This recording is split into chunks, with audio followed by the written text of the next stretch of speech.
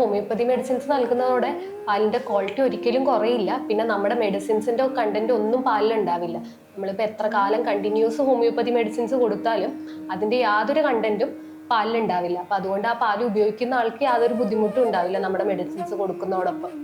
പിന്നെ നമ്മുടെ ഇമ്മ്യൂണിറ്റി കൂട്ടാനുള്ള മെഡിസിൻസ് കൊടുക്കുന്നതോടൊപ്പം പാലിന്റെ കൊഴുപ്പും അളവും മെച്ചപ്പെടാനേ സഹായിക്കുന്നുണ്ട്.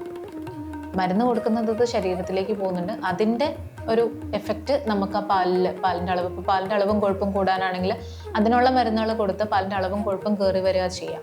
ഒരിക്കലും മരുന്നിൻ്റെ ഒരു റെസിഡ്യൂ അല്ലെങ്കിൽ മരുന്നിൻ്റെ ഒരു കണ്ടന്റ് നമുക്ക് പാലിൽ കിട്ടുന്നു ഇല്ല. മറ്റ് മരുന്നുകളിൽ ചിലപ്പോൾ അതിൻ്റെ റെസിഡ്യൂസ് നമുക്ക് കാണാൻ പറ്റും. നമ്മളെ സംബന്ധിച്ച് ഹോമിയോ മരുന്ന് ഒരിക്കലും അതിൻ്റെ റെസിഡ്യൂസ് പാലിലാണെങ്കിലും ഉണ്ടാവുന്നതല്ല.